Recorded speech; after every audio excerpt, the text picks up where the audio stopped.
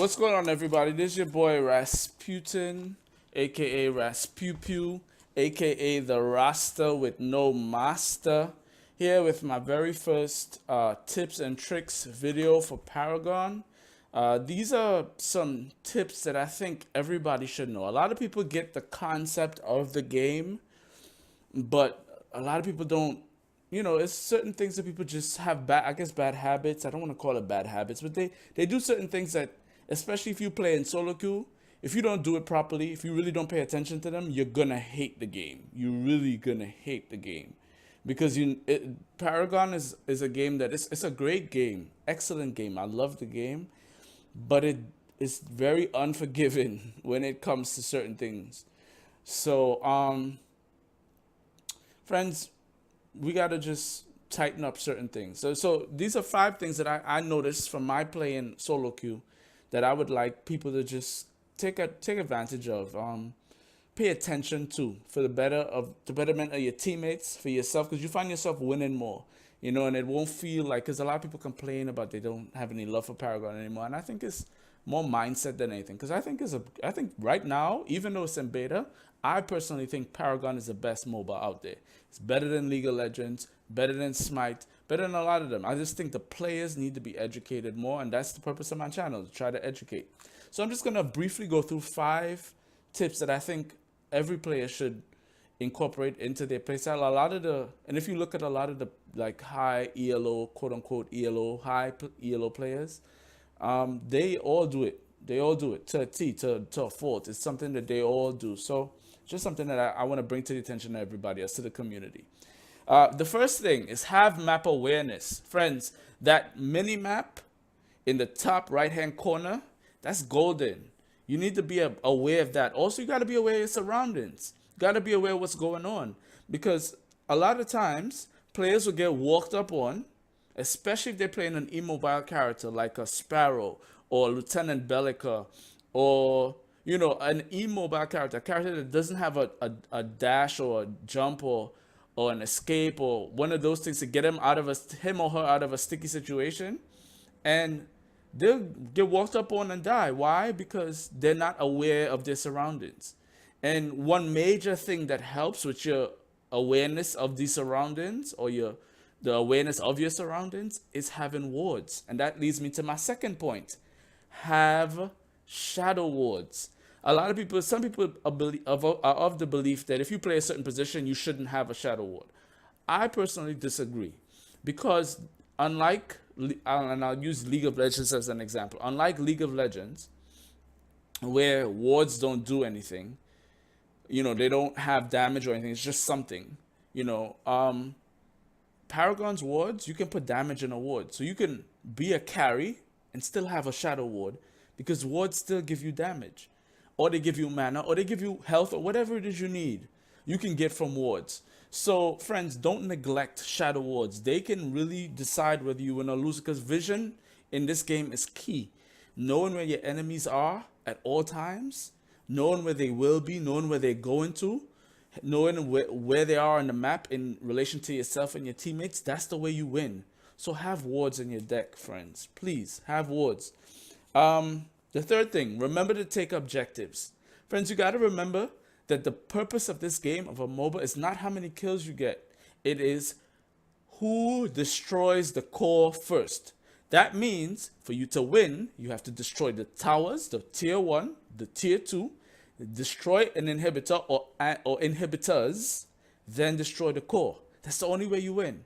So if you win a team fight, the first thing you need to focus on doing before you back is getting some hits on the enemy tower, bringing the minions to the tower so that they could do some damage to the tower, or just clearing the wave to help your team get to that tower so that they can get to that inhibitor and ultimately get to the core. So friends, push lanes whenever you can. 4, know your role and don't be a hero. Friends, you gotta know your role. If you're an initiator, too many times I've played with a Greystone that's scared to initiate. You're an initiator. You have 2 lives. I am a carry. I am not going to jump in there. Even though Seraph might be a melee character, she's a carry. That means you initiate, and then I come in and I destroy everybody else. I blow up everybody else. But I can't blow up everybody else if you're not jumping in for me, if you're not initiating the battle, if you're not starting everything off. Same thing with the support. If you're a support, you have to support your carry. You got to support your carry. You got to help your carry. Too many times I've played with a support that will go and help the offlaner. Why are you helping the offlaner? The offlaner is supposed to be in the offlane by themselves. Yes, I'm not saying the jungler can't jungle and help, but why is the support going to help the offlaner when I, as the carry, need the help? I need you to help me. I need you to protect me so I can get to late game so that I can do the maximum damage that I need to do. So friends, know your role, okay? And work within that role. Don't try to be a hero. It won't help your team at all. And lastly, actually no, where am I? 4, 5. Yeah, lastly, aggression is not always the key. Too many times I'll play with people, offlaners, mid laners, and carries. And they'll push all the way up to the enemy tower, especially early game. Late game, not so much. I'm not going to fault you for it. But early game, they'll push all the way up and then get caught out. And they'll stay in that pushed up and then get caught out by the jungler and then complain or call for help. And I'm like, why are you pushing it? Especially if you're going against 1v2 or you know that you have a jungler that can stick onto you. Like, say, for example, they have a Chimera jungling, right? If Chimera is jungling, then you know that you need to be aware because he's one of those point and click people. It's easy. He just lock onto you and he jump on you and that's it. He could blow you up early game. So don't push up to the tower. You know, and a lot of people expect that if they run under tower, that it's going to save them. Like, the tower's not there to save them, but you can use it to your advantage because it gives damage. So early game, if you let them hit you and then you run under tower, or you let them hit you under tower, then you use the tower to your advantage. But don't push all the way up and then get caught out and then complain that nobody's rotating to help. Like, I played with this guy who was supposedly platinum, right? And early game, this is early game, first 5-10 minutes of the game, he's playing gadget, but he pushes all the way to the enemy tower mid lane. And then all the jungler did was kept jumping on him and he died like 2-3 times. And then he gets mad because nobody's rotating. And I'm like, why am I, as a carry, going to rotate early game to you when you should have just let the wave push to you and then farm safely? Simple. Like, you don't have to be aggressive. It's not necessary to be aggressive to win. You can be a little passive. You have to, it's like ebb and flow of a tide. You have to know when to be aggressive and when to be passive. And early game generally is not the time to be aggressive. Unless you have a coordinated 5-man team strat that's an aggressive strat, fine. But if you're not doing that and you're playing solo queue, why are you playing uber aggressive? It doesn't make sense. You're just going to hurt your team because what's going to happen is you're going to get caught out by yourself. You're going to die. You're going to feed the enemy team kills. And then they're going to get fed. And then your team is not going to be able to do anything. So don't be too aggressive.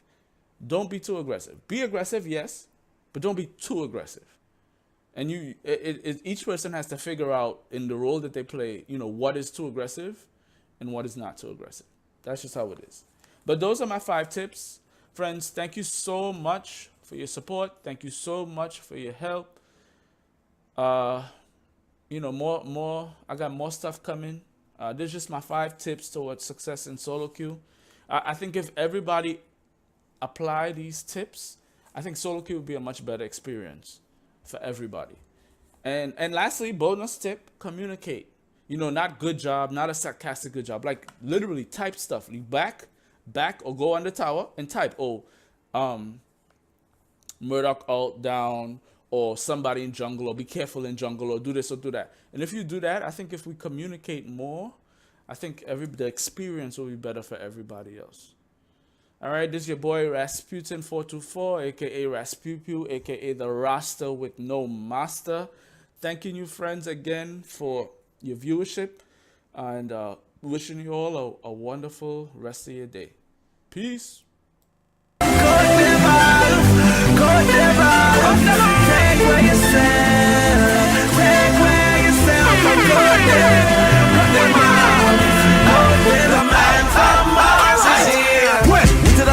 Why you have brought me for me dirty wine?